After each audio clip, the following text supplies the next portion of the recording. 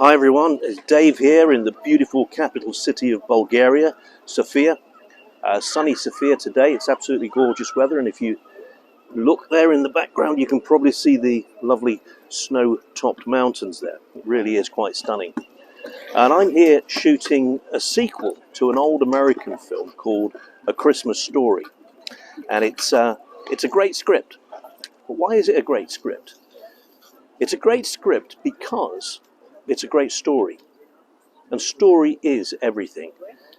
Now, as an actor and a writer and a coach, you probably expect me to say that story is king and queen, but I really do believe that it is.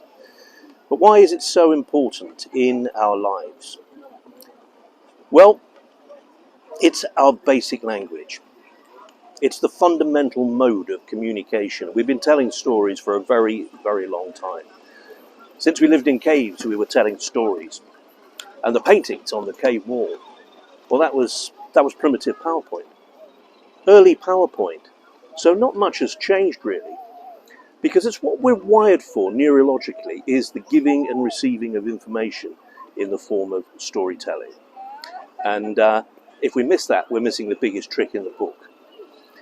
We've been telling stories for a very long time, as I said, but that's how we learned to speak when we were children, is because our mums and dads told us stories, and our friends told us stories, and then we went to school and our teachers told us stories, didn't they? And then the rotten devils stopped telling us stories and made us do maths and science, geography, and perhaps all those things that we didn't want to do maybe. But when we got outside the school gates, what happened? Yep, the stories start again. We can't help it. I say it's what we're wired for neurologically. Now, when we get older, we think we lose some of that ability to trade freely in stories like we did when we were children. And I don't think that's true. And if we think that, we are really missing a trick. Perhaps we think, well, I don't know, I haven't got time to be fooling around telling stories, thank you very much. I work in an analytical world. I've got information to get out. I hope that's not the case, because if it is, we really are in trouble. Because every form of communication we have is, in fact, a story.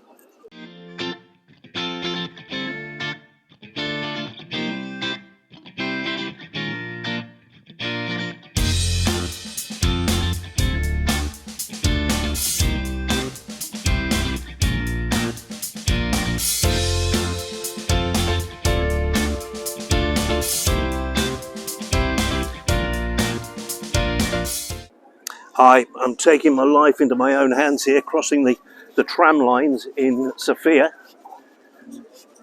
But one thing that occurs to me when I'm walking around this beautiful city is the architecture. Everywhere you look, there's a temple, a church, a synagogue. Lots of culture, lots of history. But the architectural structures are absolutely stunning. You can probably see behind me, there's one here through the trees there. They really are breathtakingly beautiful. And of course, structure is also vital to story. Did you notice that cheeky little segue I got in there? And speaking of cheeky, it's my day off today, not filming anymore till Monday. So I'm going to find myself a nice little bar and sit down and have a cheeky Bulgarian beer. See you in a little while.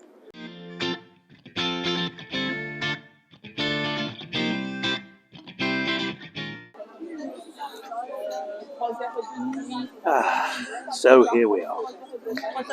So let's take a look back at story and structure, and structure being crucial and vital to good storytelling.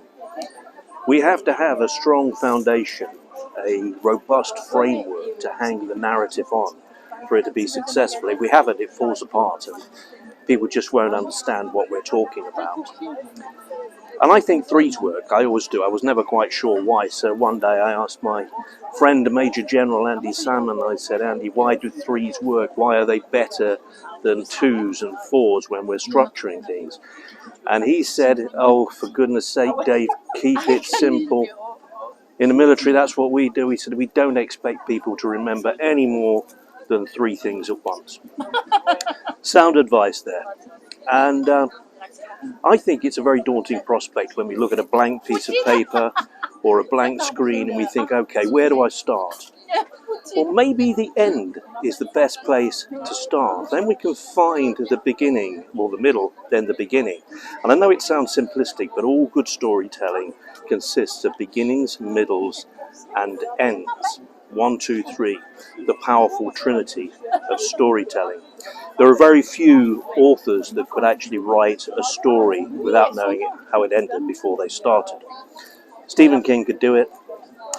Charles Dickens could do it. But maybe us mere mortals need to know where we're taking people to. We need to know the conclusion, the summary, before we can move back. What's the end? Then we find the middle, then we find the beginning. And I'm working with some fine American filmmakers at the moment, and they would tell you that the Hollywood formula for great storytelling is, in fact, 3-tier. It is set up, confrontation, resolution. 1, 2, 3. Keep it simple. Let's find out where we're taking people to and what we want them to take away from the experience. Beginning, middle, end. As Andy said, simplicity is best.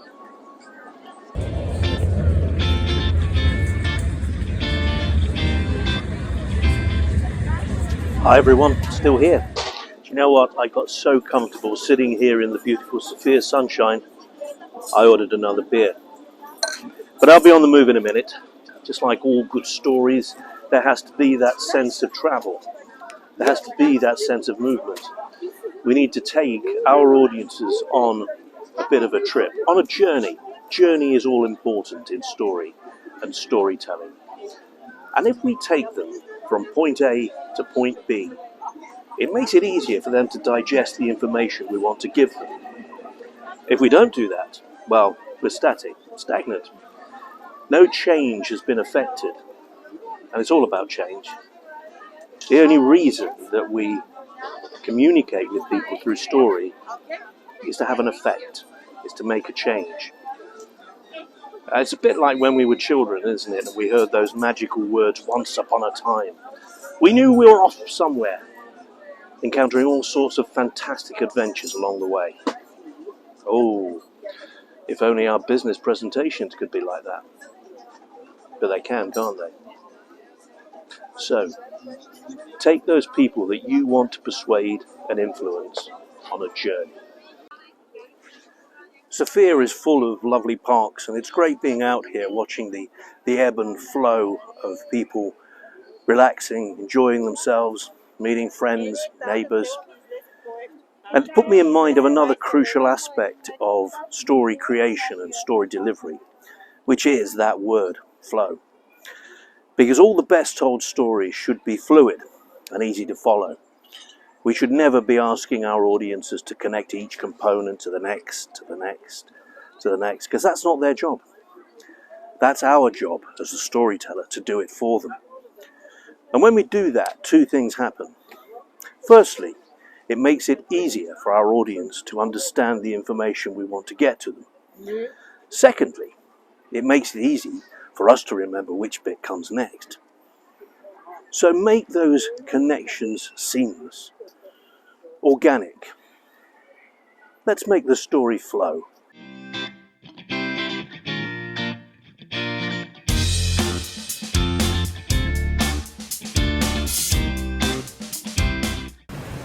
Well, the weather's taken a real turn for the worst here in Sophia. It's hats on, brollies up everywhere, temperatures dropped. As they say, if you don't like the weather, stick around, it's bound to change. And of course that's what stories do, don't they? They're forever changing and evolving. They twist and turn and meander. It's what makes them interesting and easy to engage with. Well, I'm back on set shortly, and I've been looking through this script again, this wonderful sequel to A Christmas Story. And one of the reasons I think that it is such a good script is because of its edit. It's edited well, it's tight, it's succinct, it's streamlined, there's no fat on this, it's lean. And you can see that the script writer and the script editor have worked well together to prune rather than pad. And that's what we need to do with our messages, with our stories and our storytelling and our presentations that we make, is edit, edit and edit again. And when we've got fed up with editing, do another one. And it's not easy doing this. I think it was Mark Twain who said, I wanted to write you a quick note, but I didn't have time, so I wrote you a long letter instead. But when we do this, so how do we do it? How do we make it impactful and concise? We don't want to waffle on. I had the pleasure on numerous occasions of being on the same speaking bill as Colonel Tim Collins. And the irrepressible Tim once said, beware the person who has a great idea and tells you they've got 150 slides to prove it. No thanks, I'm screaming for the exit already. So what can we do? How can we be concise and impactful with our edits? Well, I think there's something called the 5-minute test that we can employ here. And that means us saying to ourselves, if I had to tell this story or give this presentation in 5 minutes, could I do it? And if I could do it, what would I chuck out? What's not serving the plot here? What's not driving the story forward? When in doubt, chuck it out should be our mantra here. Less is more. So let's take a look at that. What do we need to do? We tend to hang on to the things that we love. We've got to get rid of them. In the theatrical profession, it's called killing your darlings. We tend to hang on to the things we love, even if they're not serving the plot. Now, when we've done the 5-minute test, we arrive at the very essence of what we want to talk about. The very kernel, the nub, the heart of it all.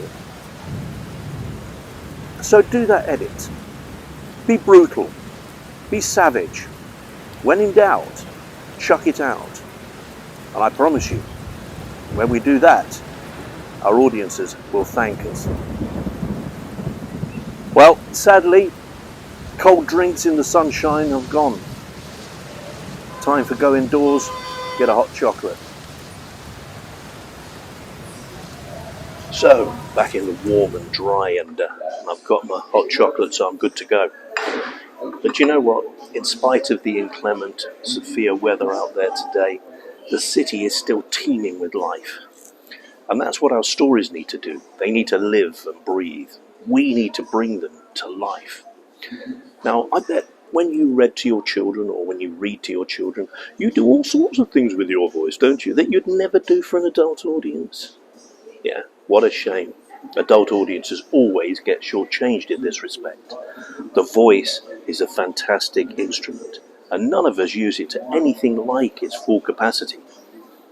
When we go out with friends or have meetings, or even give presentations, we probably use only about 3 or 4 notes either side of the optimum pitch. We've got about 30 we could use. Bring that story to life. We also need to make decisions about how we want people to feel about the way we tell our stories, the way we sound.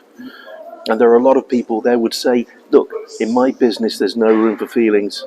People make decisions based on facts and figures alone. Well, okay, but maybe, just maybe, the way we can make them feel about those facts and figures could influence the decisions they make. Let's bring that story to life.